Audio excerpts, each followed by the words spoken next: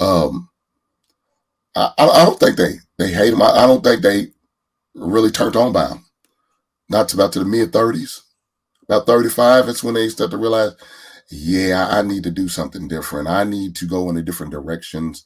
These bad boys that I was attracted to, when I was in high school, all the way through my college years and into my early 30s, late 20s. Yeah, that's got to go. Especially when their opportunities are changing as far as the workplace, and they starting to make more money and getting more things. They don't want to put that in jeopardy, and so getting these knucklehead dudes, they realize my freedom could be in jeopardy, my livelihood could be in jeopardy, my mental well being could be in jeopardy if I continue to deal with these sketchy dudes, these questionable dudes, or these at risk dudes. So they tend to try to go in a different directions. I believe in the late 30s. I do have a question for you, Sugar Curls, and I would like Chanel to answer too, since you guys spoke already. You mentioned the word soft. Can you, for the men that's watching, even some of the men on the panel, can you give me an example of how you would view a man as soft? Like, what have you seen in your past experiences from personal relationships, or maybe you've heard of, talked to some of your girlfriends and y'all spoke about it, like, he's just so soft. What does that look like? Paint the picture for the audience. Okay, in my eyes, when I see a man that's soft, there could be a situation where he's conversing with a woman and there's a decision that needs to be made. And the woman is, well, I'm going to do this and this is how I want to do it. I think a man who's soft would be like, oh, okay. And maybe just kind of step away. But a man who is in his masculinity, he's confident, he's going to say, thank you for your opinion. Thank you for your thoughts. This is how we're going to proceed. He doesn't have to yell. He doesn't have to be mean. And, he's thank you, but this is how we're going to proceed. That's the difference I see.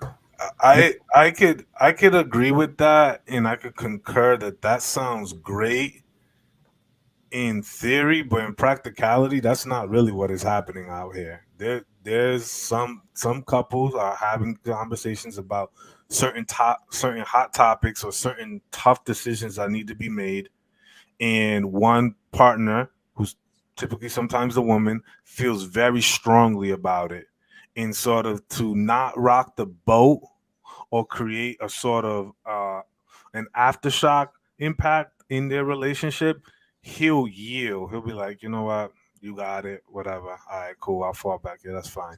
You know what I'm saying? So it's not that men are not trying. It's just that some dudes are really, trying. But I just think that there are certain people who have such a strong personality and strong presence and energy about them that they can't contend with. You know what I'm saying? Some people are just too contentious. I think I, being sorry. I think being soft, as from a woman's perspective, looking at a man, is if you are going as a man, if you're going against what you believe in just to make peace with your woman or with the people around you. If there's something that you stand or you hold dear to you and you're letting that go because of somebody else, I think that makes you soft, personally. okay. All right, let's go ahead and keep it moving. Women do not hate nice. Let me go ahead and go to Hank. What are your thoughts about it? Oh, I know that's right. I know that's right. Don't do that, y'all. Don't do that. we didn't do anything. We just were sitting back. Right. That's what you do, yo. Market territory. I see y'all up there, but this me here, family. So fall back. Mm-hmm. I know what he did that for. I don't blame him. Like a dog, got him off the territory. Yes. Hey, but do women hate nice men? I don't know about the word hate. I mean, that's awfully strong word, right? Excuse me, I'm talking about my voice. Still coming over with the sinuses draining and stuff, so please forgive me. I don't think they hate him. I don't think they really turned on by him. Not about to the mid 30s. About 35, it's when they start to realize, yeah, I need to do something different. I need to go in a different directions. these bad boys that I was attracted to, when I was in high school, all the way through my college years and into my early 30s, late 20s. Yeah, that's got to go. Especially when you notice their opportunities are changing as far as the workplace, and they starting to make more money and getting more things. They don't want to put that in jeopardy, and so getting these knucklehead dudes, they realize my freedom could be in jeopardy, my livelihood could be in jeopardy, my mental well being could be in jeopardy if I continue to deal with these sketchy dudes, these questionable dudes, or these at risk dudes. So they tend to try to go in a different directions, I believe, in the late 30s. So, I think that's when they start to settle for the nice guys and realize if I want to get in certain circles, I need to, I need not be messing with the treacherous of the world. You know what I'm saying? I know it's an old school reference to a lot of y'all young folk, but it is what it is. Okay. Don't laugh at me, Jay. I'm old, brother. You know I am. Yo, I'm old too if I'm laughing, fam. I think I did have a question for the men too. So Hank, we talk about how nice guys are perceived. Mm-hmm. With hearing that message online and within the past, I say couple years, because I think all these conversations started coming alive maybe within the past couple years. But with hearing that, has that altered in the way that you date? Like, if you have a big heart, are you trying not to show so much of that because of the perception surrounding a nice guy?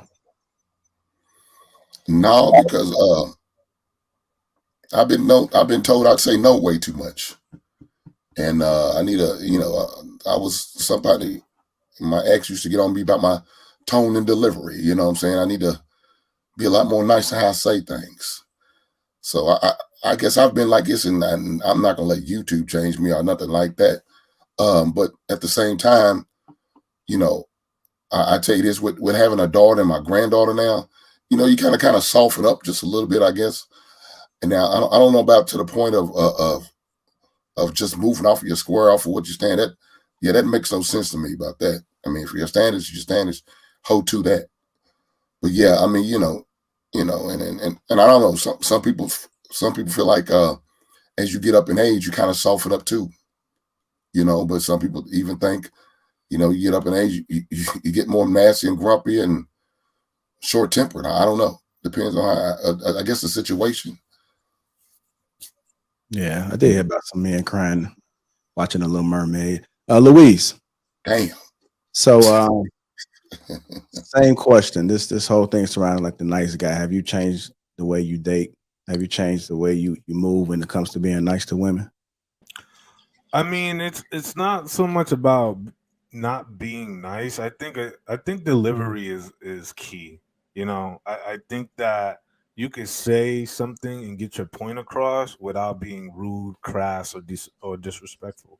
I think that a lot of people might not know how to converse, in an articulate way to get their point across without seeming very crass or rude about it, right? Nobody wants, a prime steak rib served to them on a dirty piece of plate, and sort of that's really what it comes down to when we talk about, being blunt and being crass.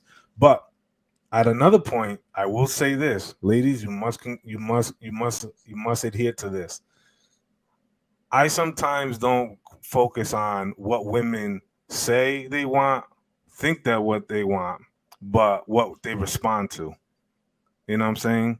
Like you could say all the nice things, you know what I'm saying? They could perceive you to be one way, but it's really what they react to. Because I mean, I'll be honest with you.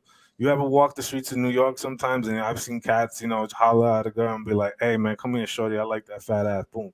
Be like, who you talking to? And then she comes over. Next thing you know, a whole conversation converse. Boom, he has her number. Another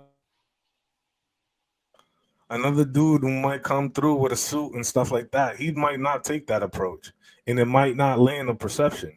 So again, and he could be very um cordial about it, you know what I'm saying? But we understand like there is always a sexual tension or sexual energy that has to be kind of embedded in the messaging that we're trying to deliver. And sort of that's why I said that, I don't try to concern myself around what, women think or what they say they think they want. It's more about what they respond to.